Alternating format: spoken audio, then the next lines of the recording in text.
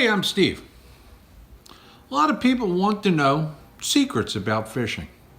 Well, I'm about to give you a big one. It's huge.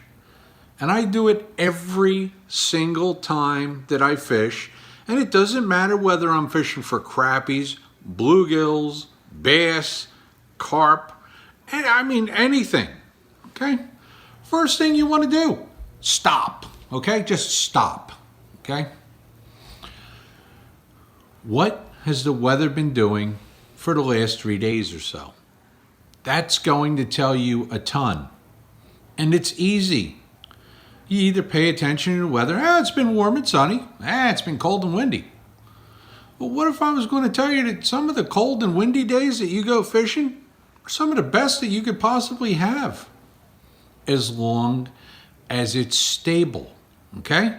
Weather stability tells you a lot about what you should even tie onto your rod.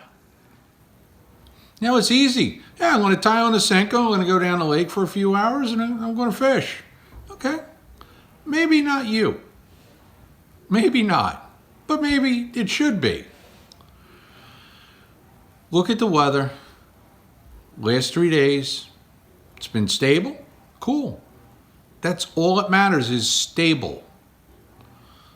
Next thing you want to do is you want to evaluate the water. Is the water way up? Is the water way down? Is it dirtier than normal? Is it clearer than normal? That right there, those two things are going to tell you, number one, how deep or shallow to start fishing. Number two, what colors you might want to use. Now that might be the difference between tying on a watermelon Senko and a black with blue flake Senko. Here's how I go. If it's clearer than 2.5 feet visibility, start with something that blends into the surroundings, whether it's green pumpkin or watermelon, a dull color. If you have less visibility, then you want something with contrast, something like a June bug or a black with blue flake or something like that. Okay, those two things. Now, the third thing is, what do fish do this time of year? That's right, what do they do? Well, they swim around in a lake. No, sorry, that's not good enough. Are the bluegills normally spawning this time of year, the bluegills and the sunfish? Well, you're going to want to look up close to the bank. Is the water still cold in the spring? Is the water still cold in the spring? Maybe the bass won't be up in 2.5 foot of water. Maybe you should start in 5 or 6 foot of water.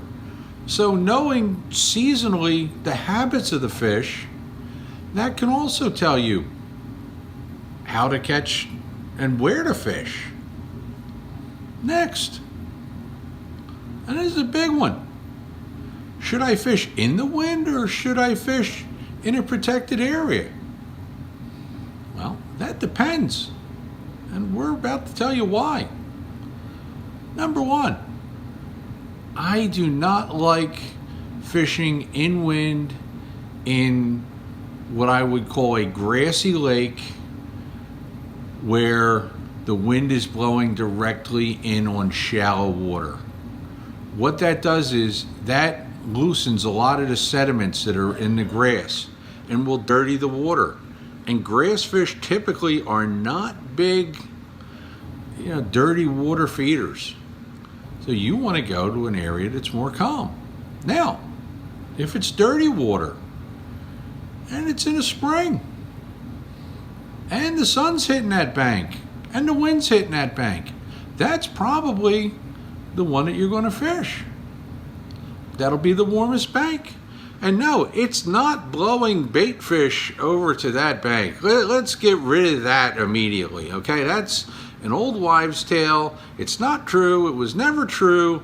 But it does, it frees little tiny critters from tree branches and from the bank and stuff like that, which can cause bluegills and other bait fish to be in there feeding, which then leads to game fish being there.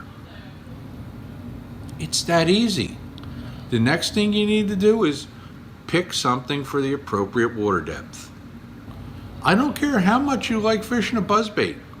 If the water's 41 degrees and that bank is a steep rocky bluff and the water you could see 30 feet down, a buzzbait's just not a good pick.